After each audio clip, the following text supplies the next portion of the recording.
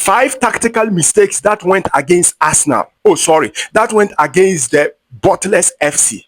Number 1, their over-reliance on the penalty route. Now, despite Arsenal having more possession in the game, that is around 53% ball possession, and also created the highest XG with 2.43 XG, they failed to create high-quality chances during open play.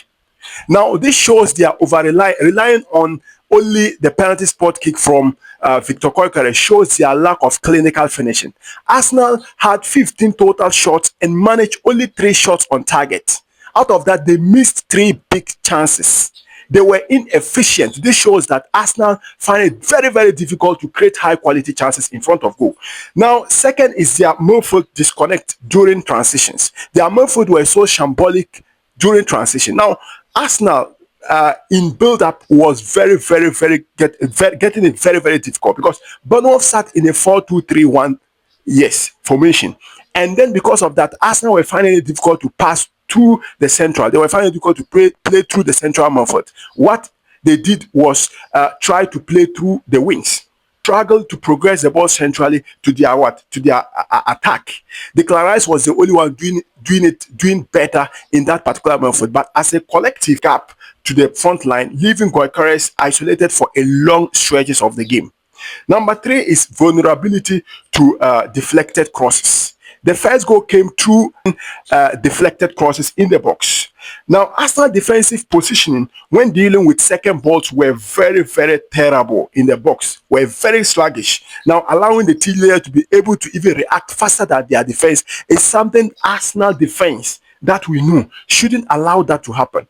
Now, this 16-year-old groupie is one of the teenagers who score 10 goals in a single EPL season, having double digit in a single Premier League season.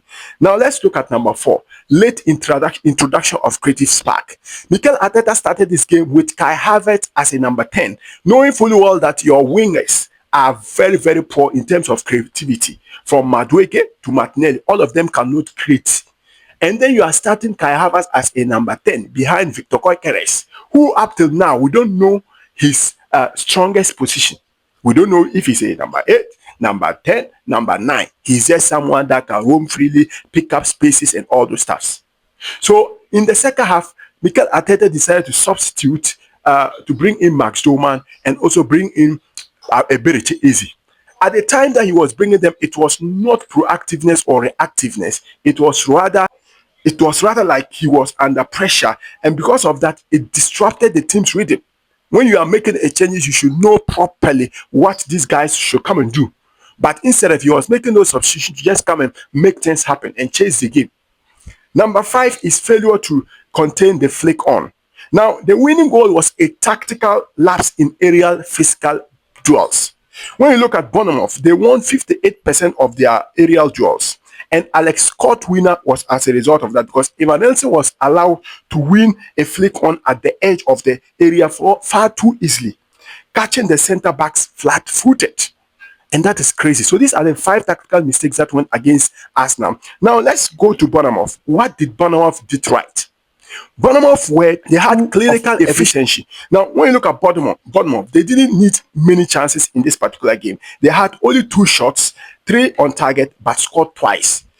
They converted both of their big chances, showing a ruthlessness at Arsenal that Arsenal lacked. So they showed Arsenal how to be efficient and how to be ruthless. Now, they targeted the left channel. Bournemouth targeted Arsenal left channel. That is Luis Maiskelly. What is the name? Maiskelly side.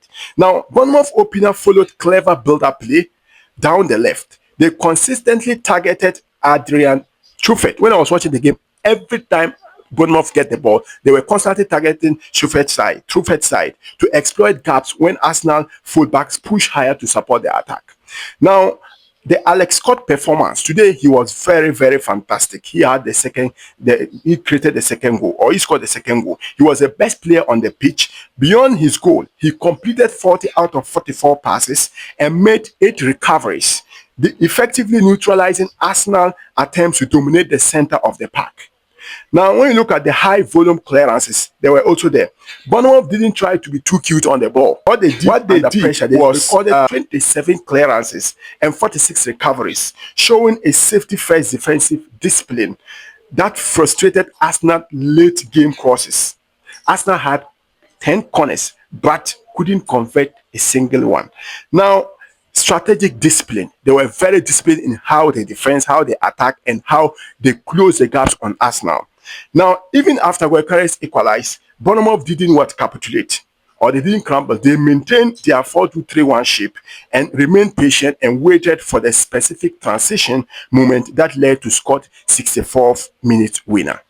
So this is what happened in the Arsenal versus Bournemouth game. Sorry, Bottle FC versus Bournemouth game. Let me know your reactions on the comment section.